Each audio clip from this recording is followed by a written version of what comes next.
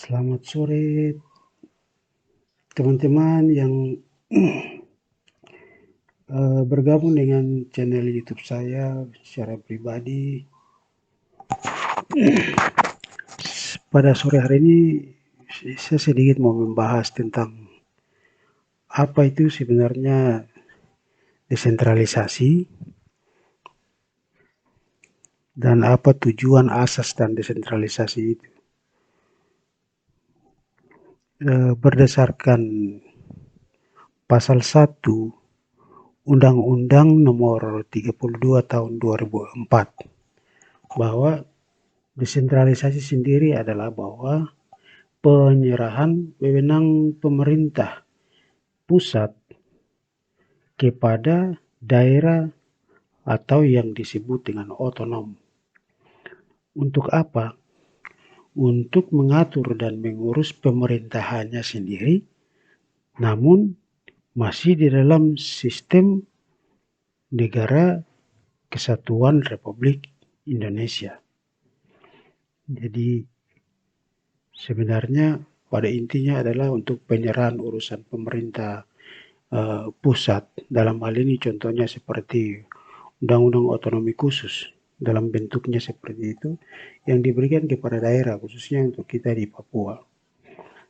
Itu tertuang dalam pasal 1 Undang-Undang Nomor 32 Tahun 2004. Penyerahan wewenang ini yang dimaksud adalah soal otonomi khusus yang akhir-akhir ini menjadi perbincangan kita antara MRP lalu kepada pemerintah pusat tentang desentralisasi atau yang disebut dengan pelimpahan wewenang dari pusat kepada pemerintah dalam bentuk undang-undangnya yaitu Undang-Undang Otonomi Khusus tahun 2024. Namun dalam jilid kedua Undang-Undang Nomor 1 tahun 2024 tentang 2004 tentang 2022 tentang 2021 tentang otonomi khusus sendiri menjadi perbincangan atau perdebatan antara MRP dan pusat. Dan itu sampai saat ini belum selesai dan saya kira itu tidak menjadi hal yang menjadi pembahasan kita hari ini. Yang kita bahas adalah bagaimana desentralisasi itu menjadi satu ukuran, satu wadah dasar untuk orang Papua juga berkompeten atau ikut bercampur tangan dalam sistem pembangunan negara Republik Indonesia. Kita membahas tentang bagaimana asas desentralisasi sendiri, bahwa itu desentralisasi sendiri diklasifikasikan dalam beberapa bagian, yaitu ada 4 bagian. Pertama, bahwa desentralisasi sebagai penyerahan kewenangan atau kekuasaan yang tadi sudah kita sebut, yaitu dengan contohnya seperti otonomi khusus, penyerahan kekuasaan atau kewenangan. Desentralisasi sendiri itu merupakan pelimpahan. Kita masih membahas dalam poin pertama bahwa kekuasaan, kewenangan dan sebagainya, pembagian, penyebaran, mulai perencanaan, pembagian kekuasaan itu diatur dalam Undang-Undang Otonomi Khusus. Yang kedua, bahwa desentralisasi sebagai sarana dalam pembagian atau pembentukan daerah-daerah pemerintahan yang akhir-akhir ini banyak ada pemekaran daerah atau pembentukan daerah-daerah baru, dan ada juga yang pertentangan orang Papua sendiri merasa bahwa pengalaman Otsus Papua Jilid pertama itu menjadi pengalaman mereka, ada yang tidak mendapat pembagian hak kewenangan itu secara penuh kepada mereka dengan pembentukan daerah baru itu. Lalu ada juga yang pendelegasian wewenang dalam desentralisasi. Itu berlangsung antara lembaga-lembaga otonom di pusat dengan lembaga-lembaga otonom di daerah. Desentralisasi sendiri juga memberikan ruang terhadap penyerahan wewenang itu. Namun terkadang itu yang sendiri kita lihat di dalam praktek kehidupan kita, bahwa Kewenangan itu sendiri tidak sampai kepada orang Papua sendiri. Akhirnya itu menjadi sebuah perdebatan yang sampai saat ini jadi akar persoalannya. Tujuan daripada sentralisasi sendiri itu adalah bahwa untuk meningkatkan kesejahteraan. Kesejahteraan itu untuk siapa? Untuk kepada objeknya adalah orang Papua. Salah satu upaya untuk mengurangi kemiskinan di daerah. Sementara kemiskinan kita Papua masih menjadi urutan yang terpenting, artinya masih ada dalam klasemen atas, bahwa kami belum ada upaya untuk mengurangi angka kemiskinan. Upayanya sudah ada, cuman angkanya belum turun sampai saat ini. Salah satu fokusnya adalah desentralisasi sendiri itu pembangunan. Ada pembangunan fisik, pembangunan ekonomi, pembangunan pendidikan, kesehatan, itu sebagai wujud daripada desentralisasi tersebut. Desentralisasi sendiri kita akan ngomong pada uh, uh, bagian berikut. Namun bagian terpenting adalah bahwa tujuan desentralisasi adalah untuk meningkatkan kewenangan itu tadi, kesejahteraan. Kesejahteraan itu lebih kepada kemiskinan.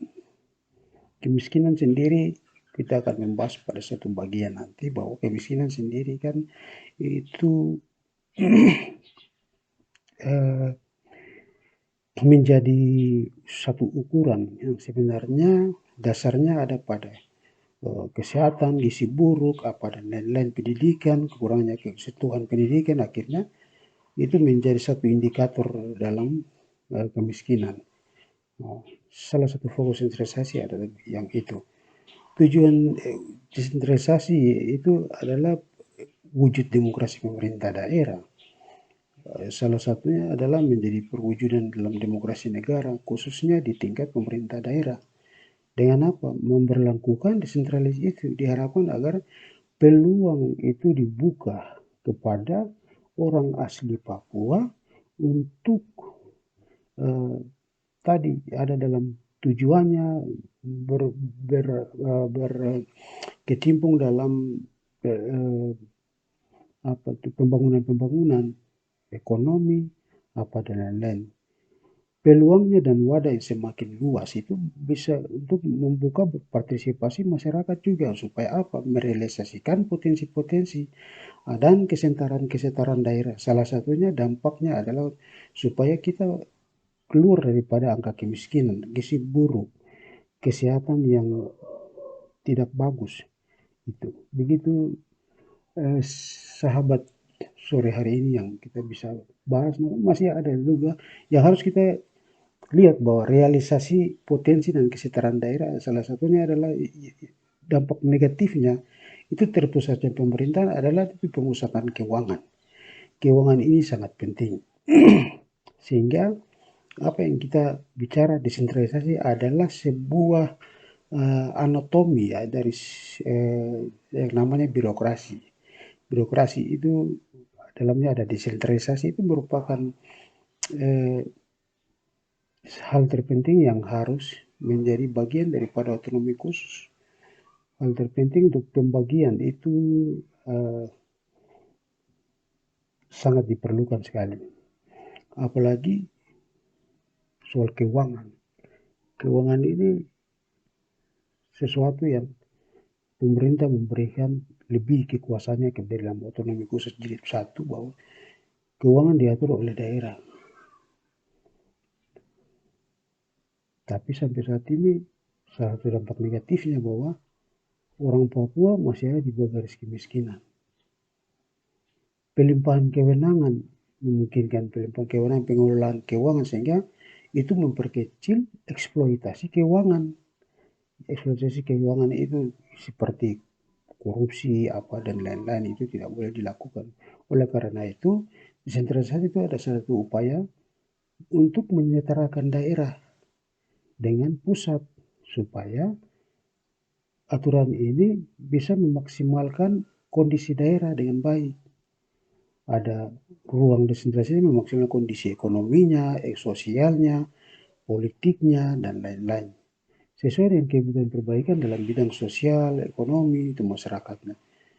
Diharapkan bahwa desentralisasi itu harus menjadi program pemerintah yang lebih tepat sasaran.